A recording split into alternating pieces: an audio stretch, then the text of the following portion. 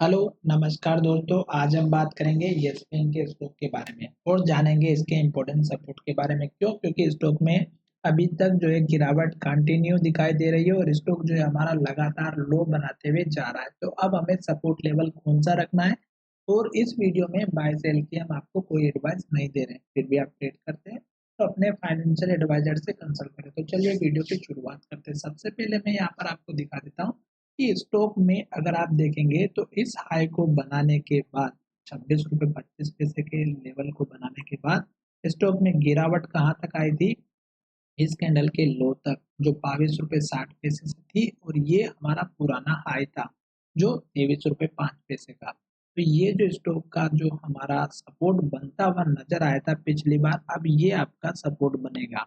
क्यों, यहाँ पर मैं आपको समझा देता हूँ ताकि आपको अच्छे से समझ में आएगा।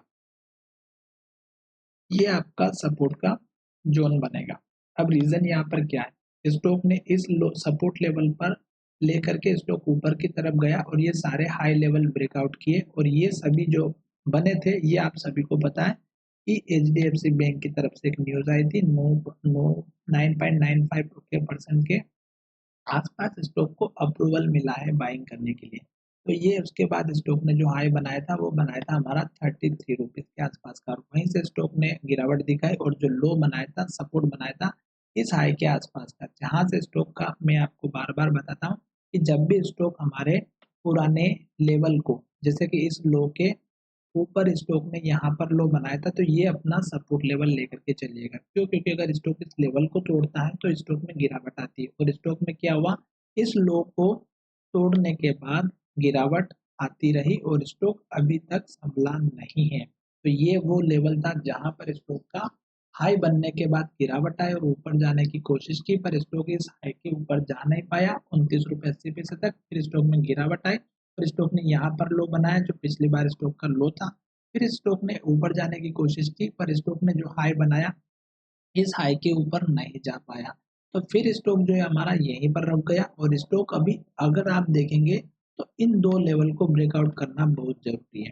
पहला तो इस कैंडल के हाई के आसपास का जो हमारा बना हुआ है 25 रुपये 70 पैसे के आसपास का, और दूसरा स्टॉक का इस कैंडल के लो का।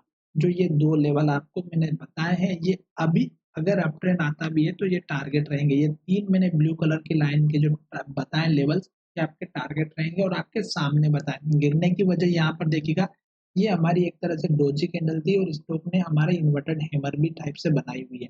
तो इस कैंडल के लो का जब ब्रेकआउट होता है तो गिरावट आती है और कंटिन्यू गिरावट आई, लो बना, रेड कैंडल बनी, लो बना, रेड कैंडल, लो, रेड, और यहाँ जाकर के स्टॉक ने लो बनाया। फिर स्टॉक ने इस लो को भी तोड़ा, यहाँ पर लो बनाया, और अब स्टॉक हमारा वही सिचुएशन में दिखाई दे रहा है कि स्टॉक ने फिर से तीन रेड कैंडल बनाए और लो बना दिया। तो अब स्टॉक में जो है कैंडल हमारी इस लो को ब्रेकआउट करती है 23 रुपये 50 पैसे को, तो आपको यही आपका सपोर्ट का जोन दिखाई देगा। और अगर ये लेवल टूटा तो फिर स्टॉक वाकई में नीचे जा सकता है, इस बात का ध्यान रखिएगा। तो चलिए वीडियो को यही विराम करते हैं। आशा करता हूँ कि वीडियो आपको अच्छे से समझ में आया होगा, पसंद भी आया होगा, और अगर पसंद आया है तो चैनल को जरूर जरूर सब्सक्राइब करिएगा, ताकि आपकी लाइक और शेयर सब्सक्राइब से मुझे मोटिवेशन मिलेगा और मैं आपके लिए और भी मेहनत करूंगा।